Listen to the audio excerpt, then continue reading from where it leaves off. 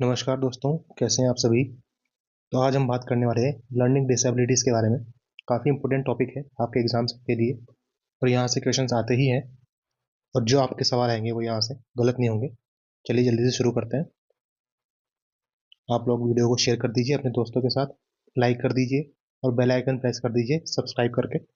और जल्दी से समझते हैं, आइए बढ़ते हैं आगे। तो आज हम देखेंगे टाइप्स, इनके सिम्टम्स क्या होते हैं डिसेबिलिटीज़ के, कॉजेज़ क्या होते हैं और ट्रीटमेंट क्या है। ठीक है दोस्तों, तो सबसे पहले देखते हैं what is learning disability. Learning disabilities क्या है? एक न्यूरोलॉजिकल डिसऑर्डर है जिसके अंदर राइटिंग, रीडिंग और मैथ्स इस तरीके की स्किल्स जो है एक बच्चे की अफेक्ट होती है। और थोड़ा इसके बारे में जानते हैं। ए न्यूरोलॉजिकल कंडीशन, ठीक है, ब्रेन प्रोसेस इंफॉर्मेशन डिफरेंटली, यानी कि सीखने की गति का तरीका जो होता है वो अलग होता है। इंटेलिजेंस क्वोशंट इज नॉर्मल, यानी कि आईक्यू जो होता है वो सामान्य होता है लोगों के अंदर, उनके अंदर आईक्यू की कोई कमी नहीं होती। ठीक है, ये इंपॉर्टेंट बातें हैं कि लर्निंग डिसेबिलिटी क्या है। इससे हमारा इंट्रोडक्शन हो गया, आगे बढ़ते हैं। अब हमारे पास है कुछ इंपॉर्टेंट फैक्ट्स, जैसे कि नो लेजीनेस, यानी कि ये लेजीनेस नहीं है, it's not a laziness. Not low intelligence, low intelligence भी नहीं है। नॉट मेंटल रिटार्डेशन, यानी कि दिमाग में किसी तरीके की कमी भी नहीं है।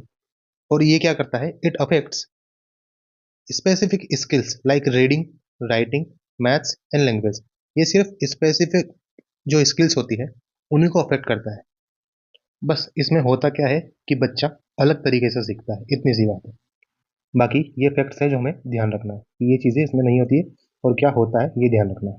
ओके, चलिए आगे बढ़ते हैं। अब आ गई हमारे पास टाइप्स ऑफ लर्निंग डिसेबिलिटीज। सबसे पहले है डिसलेक्सिया, यानी कि रीडिंग के अंदर डिसेबिलिटीज। डिसग्राफिया यानी राइटिंग के अंदर प्रॉब्लम आना। डिसकैलकुला, मैथमेटिक्स के साथ। डिसकैलकुलिया, मैथमेटिक्स के साथ। डिसफेसिया, लैंग्वेज के साथ। डिसप्रेक्सिया, मोटर स्किल्स के साथ में। डिसमॉर्फिया, परसेप्शंस। डिस्थामिया, इमोशनल। तो ये हमारी इंपॉर्टेंट डिसेबिलिटीज होती हैं लर्निंग के अंदर। हिंदी में अगर हम बात करें तो ये पठन से जुड़ी है, ये लेखन से जुड़ी है, ये गणित से जुड़ी है, ये भाषा से जुड़ी है, ये शारीरिक शरीर से जुड़ी है, ये भ्रम से जुड़ी है, ये तनाव से जुड़ी है। ठीक है दोस्तों, अब हम सबसे पहले देखते हैं डिसलेक्सिया। रीडिंग डिसऑर्डर क्या होता है? इसके अंदर difficulty in reading, spelling, decoding words. Dyslexia पढ़ने में कठिनाई होती है। लक्षण क्या क्या होते हैं इसका? जो लेटर होता है वो रिवर्स पढ़ता है, बी को डी पढ़ता है, डी को बी पढ़ता है। स्लो रीडिंग करता है। पुअर स्पेलिंग, यानी स्पेलिंग लिखने में वो सही नहीं होता, स्पेलिंग लिखना लिखा ही नहीं जाती उससे। फिर डिफिकल्टी अंडरस्टैंडिंग टेक्स्ट, जो टेक्स्ट लिखा हुआ है उसको पढ़ने में वहाँ पर डिफिकल्टीज होती है। This is called dyslexia. ये डिसलेक्सिया के बारे में इंपॉर्टेंट इन्फॉर्मेशन है जो हमें पता रखनी है। फिर आगे बढ़ते हैं दोस्तों। अब ट्रीटमेंट क्या है? डिसलेक्सिया का ट्रीटमेंट हमारे सामने है। सबसे पहले फोनिक्स बेस्ड टीचिंग, यानी कि जो फोनिक्स पे बेस्ड टीचिंग होती है, यानी कि वर्ड्स को ब्रेक करके जो समझाने वाली जो स्किल होती है उसके बेसिस पे इनको पढ़ाना चाहिए। फिर multi sensory method, see, hear and touch, यानी कि सुन करके, दिखा करके और टच करवा करके, फील करवा करके पढ़वाना चाहिए।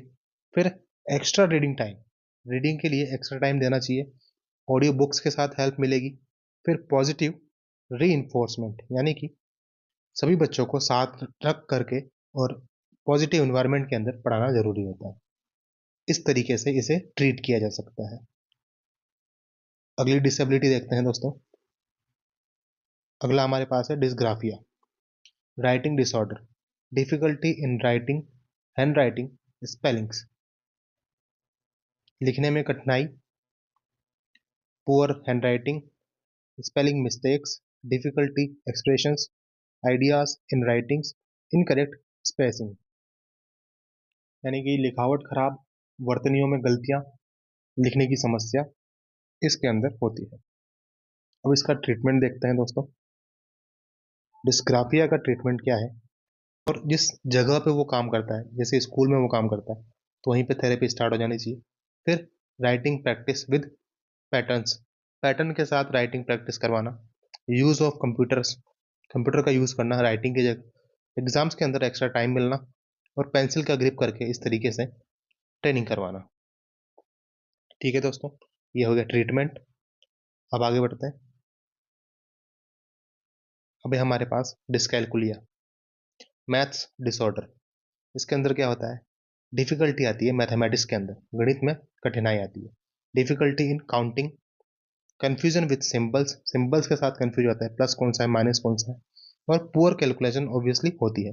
फिर डिफिकल्टी टेलिंग टाइम, यानी कि ये लोग टाइम भी नहीं देख पाते हैं। ओके, ये इंपॉर्टेंट फैक्ट है। इस तरीके से क्वेश्चन एग्जाम में आ सकता है कि डिफिकल्टी इन टाइम डिसकैलकुलिया में आता है या फिर किस लर्निंग डिसेबिलिटीज में आता है, तो वहां पे हमको ध्यान रखना है ये छोटी छोटी चीजें। फिर इसका ट्रीटमेंट देखते हैं दोस्तों, इनको ट्रीट किस तरीके से किया जा सकता है।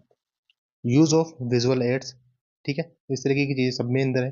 विजुअल एड्स का यूज करना है, स्टेप बाय स्टेप टीचिंग करना है। फिर रियल लाइफ मैथमेटिक एग्जाम्पल इनको देना है, कैलकुलेटर सपोर्ट का यूज करना है, रिपीटेशन और प्रैक्टिस के साथ इनको पढ़ाना है बार बार, तो चीज़ें आसान हो जाएगी। ये हमने ट्रीटमेंट देख लिया दोस्तों। अगली स्लाइड पर चलते हैं। हमारे पास है डिस्ग्राफिया,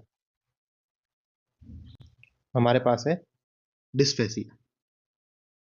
डिस्फेसिया के अंदर क्या होता है, ये एक लैंग्वेज डिसऑर्डर है। सिम्टम्स क्या है इसके, लिमिटेड वोकेबलरी, भाषा से जुड़ी समस्या इसके अंदर होती है हमको। फिर डिफिकल्टी फॉर्मिंग सेंटेंस, सेंटेंस नहीं बना पाता। पुअर कॉम्प्रहेंशन, यानी कि किसी चीज़ को समझने में दिक्कत होती है। स्पीच डिले, बोलने में डिले होता है, कोई चीज़ सोच रहा है लेकिन बोल बात नहीं पाता है। इस तरीके के सिम्टम्स इसके अंदर होते हैं। ठीक है दोस्तों, ट्रीटमेंट देखते हैं। ट्रीटमेंट के अंदर क्या होगा, स्पीच थेरेपी होगी सबसे पहले, फिर लैंग्वेज गेम्स होंगे, फिर रिपीटेशंस और कन्वर्सेशंस, फिर pure based picture based learning, picture based learning होगी तो इजी होगा। फिर पेरेंटल इंटरेक्शन, यानी कि पेरेंट्स को उसके साथ इंटरेक्ट करना पड़ेगा, चीज़ें जो एक्सपर्ट बताएंगे उन्हें रिपीट करना पड़ेगा उसके साथ, और उसको समय देना होगा। तो ये इसका ट्रीटमेंट हो जाएगा दोस्तों। अगली स्लाइड पर चलते हैं। अब है हमारे पास डिस्पेक्सिया। डिस्पेक्सिया क्या होता है दोस्तों, डिफिकल्टी इन फिजिकल कोऑर्डिनेशन, यानी कि शारीरिक गतिविधियों में कठिनाई, यानी कि दिमाग और जो ऑर्गन्स है उसका बैलेंस नहीं होता साथ में। पुअर बैलेंस होता है, चलने में नहीं दिक्कत आती कई बार। Difficulty trying shoes, tying shoes, difficulty tying shoes, यानी कि जूते बांधने में दिक्कत। और स्लो मोटर रेस्पॉन्स होता है, यानी कि किसी भी चीज़ का रेस्पॉन्स थोड़ा स्लो आता है। ठीक है दोस्तों, ये सारे इसके सिम्टम्स हैं हमारे पास हो जाएंगे। उसके बाद हम ट्रीटमेंट देखते हैं। ट्रीटमेंट के अंदर हम क्या देखेंगे दोस्तों, फिजियोथेरेपी इसका ट्रीटमेंट है। फिर ऑक्यूपेशनल थेरेपी, जैसा कि हमने देखा था, वहीं पे जहाँ पे चीज़ें वो बच्चा काम कर रहा है स्कूल में है, उसी जगह पर उसकी थेरेपी स्टार्ट होनी चाहिए। फिर फिजिकल एक्सरसाइज इसके लिए ज़रूरी है। Practice daily life activities, daily life activities के अंदर प्रैक्टिस वो कराना चाहिए। फिर इंकरेजमेंट यहाँ पे काम करता है। आई होप चीज़ें आपको क्लियर होगी, क्योंकि इतने सारे डिसेबिलिटीज़ हैं तो हम चल रहे हैं, क्योंकि यहाँ पे जितना हमने जो सिखाने का चीज़ है वो स्लाइड के अंदर इंक्लूड कर दिया है। आप इसे ध्यान से देखेंगे और वीडियो को ध्यान से सुनेंगे तो चीज़ें आपको क्लियर हो जाएगी। ये वो सारी चीज़ें आपको एग्जाम में याद रखनी है, और जो पॉइंट्स इंपॉर्टेंट होंगे, जो आप जहाँ पे स्ट्रेस देना होगा, वहाँ मैं आपको बार बार बता दूंगा। ठीक है दोस्तों, तो चिंता की कोई बात नहीं, पढ़ते रहिए। चलिए आगे बढ़ते हैं। अब आता है डिस्थाइमिया। डिस्थाइमिया क्या है, लॉन्ग टर्म मिड डिप्रेशन, यानी कि ये तनाव ऐसा नहीं होता जैसे नॉर्मली बहुत सारा तनाव होता है, वैसा नहीं होता। ये लॉन्ग टर्म तनाव होता है, यानी कि लंबा हल्का अवसाद लंबे समय के लिए चलता रहता है और इंसान तनाव के अंदर होता है। और उसके बाद क्या होता है सिम्टम्स, लो मोटिवेशन होता है उसका हमेशा। फिर सैड मूड रहता है उसका, लो सेल्फ स्टीम, यानी कि अपने आप को कमजोर वो समझने लगता है। ये सारे इसके सिम्टम्स आ जाते हैं। फिर हम इसके ट्रीटमेंट की तरफ बढ़ते हैं। तो इसका ट्रीटमेंट क्या होगा, सबसे पहला काउंसलिंग, इमोशनल सपोर्ट, यानी कि उसके पेरेंट्स से, टीचर से, कलीग से इमोशनल सपोर्ट उसका जरूरी है बच्चे को। फिर पॉजिटिव इन्वायरमेंट उसका होना जरूरी है। ठीक है दोस्तों, फिर स्ट्रेस मैनेजमेंट उसका जरूरी है, किसी भी काम में वो चीज़ कर रहा है या फिर वो स्कूल में पढ़ रहा है तो उसका स्ट्रेस मैनेजमेंट सबसे ज़्यादा जरूरी है। रूटीन उसका एक फिक्स होना जरूरी है, और मोटिवेशन उसको टाइम टाइम पे मिलना, यानी कि बाहर से मोटिवेशन मिलना, नॉट एन इंस्पिरेशन, मोटिवेशन उसके लिए जरूरी है। ठीक है दोस्तों, ये सारा ट्रीटमेंट इसका हम हो जाएगा। आगे बढ़ते हैं। अब सारी डिसेबिलिटीज हमने देख ली है, लेकिन अब हम देखेंगे इंपॉर्टेंट चीज़ें जहाँ से सवाल आते हैं कि रोल ऑफ पेरेंट्स क्या है। पेरेंट्स का रोल क्या होना चाहिए। पेरेंट्स को पेशेंट रहना चाहिए, एक्सेप्ट द चाइल्ड, बच्चे को अपने को एक्सेप्ट करना चाहिए, वर्क विद टीचर्स यानी कि टीचर्स के साथ काम करना चाहिए, टीचर्स के साथ कोऑर्डिनेशन करके बच्चे के ऊपर जो है वर्क करना चाहिए, ध्यान देना चाहिए, उसकी एबिलिटीज डिसेबिलिटीज को जानना चाहिए। फिर अवॉइड प्रेशर, बच्चे को किसी भी तरीके का प्रेशर नहीं देना चाहिए, अवॉइड करना चाहिए। सेलिब्रेट स्मॉल सक्सेस, अगर बच्चा स्मॉल स्टेप लेता है, स्मॉल सक्सेस उसको मिलती है, तो उसे उनके साथ सेलिब्रेट करना चाहिए। ये सारी चीज़ें जो है पेरेंट्स का रोल को बिल्कुल फिक्स करती हैं। इस तरीके का रोल पेरेंट्स का होना चाहिए बच्चे के साथ, तो चीज़ें आसान हो जाएगी। ठीक है दोस्तों, इतना क्लियर है। आगे बढ़ते हैं। रोल ऑफ टीचर, एक टीचर का क्या रोल होना चाहिए। टीचर को क्या करना चाहिए स्कूल के अंदर, बच्चे को सबसे पहले तो आइडेंटिफाई कर लेना चाहिए इन चीज़ों को जल्दी ही कि ये बच्चा अलग है, और फिर उसे इंडिविजुअल अटेंशन देना चाहिए। अलग है मीन्स उसको इंडिविजुअल अटेंशन की ज़रूरत है, ठीक है। और फ्लेक्सिबल टीचिंग करना चाहिए ताकि उसको समझ आए, कोई चीज़ फास्ट फास्ट नहीं बोल देना चाहिए, या किसी चीज़ को इस तरीके से ना समझाने देना चाहिए जो उसे समझ नहीं आ रही हो। अगर उसे विजुअल की ज़रूरत है तो विजुअल प्रोवाइड करवानी चाहिए, इस तरीके की फ्लेक्सिबल टीचिंग। या हियरिंग मशीन की ज़रूरत है तो हियरिंग मशीन प्रोवाइड करानी चाहिए। इस तरीके की फ्लेक्सिबल टीचिंग क्लास के अंदर टीचर को करनी चाहिए। इनकरेज चाइल्ड, उस बच्चे को इनकरेज करना चाहिए। अवॉइड कंपैरिजन, यानी कि किसी के साथ उसका कंपैरिजन अवॉइड करना चाहिए, और टीचर को इन सब बातों का ध्यान रखना चाहिए। ये टीचर का रोल होगा। ठीक है दोस्तों, आगे बढ़ते हैं। अब कुछ फैक्ट है जो हमें जानना जरूरी है यहाँ, ये काफ़ी इंपॉर्टेंट हो जाता है हमारे एग्जाम के point of view. Learning disabilities are neurological conditions, they they do not go away completely, यानी कि इन्हें कई बार कम्प्लीटली ख़त्म नहीं किया जा सकता, लेकिन इन्हें ट्रीट किया जा सकता है। और बच्चा ट्रीट करने के बाद में अच्छे से लर्न कर सकता है, परफॉर्म कर सकता है अकेडमिकली वेल, और एक नॉर्मल लाइफ जीने के लिए वो प्रिपेयर हो सकता है, सक्सेसफुल लाइफ वो जी सकता है। ठीक है दोस्तों, इसका एग्जाम्पल हमने कई सारी मूवीज़ के अंदर भी देखा है, जैसे तारे ज़मीन पर एक मूवी है, ठीक है। उसके बाद अभी जो लाल सिंह चड्ढा है, एक मूवी आमिर खान की आई है, इन सब के अंदर में एग्जाम्पल्स को देखा जा सकता है, और इस तरीके की लर्निंग डिसेबिलिटीज़ को क्योर किया जा सकता है, एक सक्सेसफुल लाइफ के लिए उस इंसान को लीड किया जा सकता है। ठीक है दोस्तों, ये सारी बात हो गई।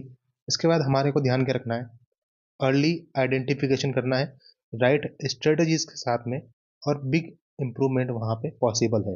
ये चीज़ें हमको ध्यान रखनी है हमारे एग्जाम के पॉइंट ऑफ व्यू से। इस तरीके से क्वेश्चन आ सकता है, अर्ली आइडेंटिफिकेशन, राइट स्ट्रेटजीज, और बिग इम्प्रूवमेंट आपको देखने को मिलेगा उसके अंदर। ठीक है दोस्तों, ये सारी चीज़ें क्लियर हो गई।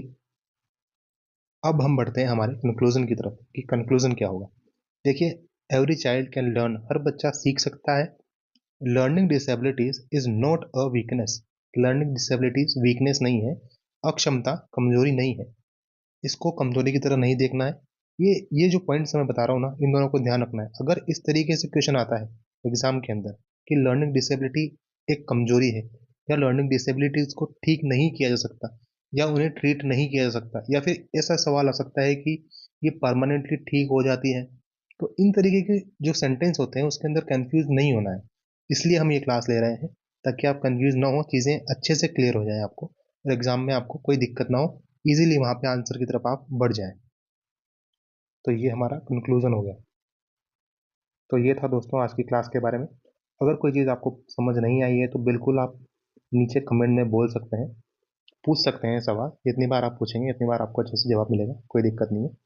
और वीडियो आपको पसंद आई है तो प्लीज़ अपने ज़्यादा से ज़्यादा दोस्तों के साथ इसे शेयर करें, वीडियो को लाइक करें, और एक अच्छा सा कमेंट नीचे कर दें, क्या आपको वीडियो अच्छी लगी है, नहीं लगी है, किस तरीके के इम्प्रूवमेंट आप चाहते हैं, या किस टॉपिक पे आप वीडियो चाहते हैं वो भी।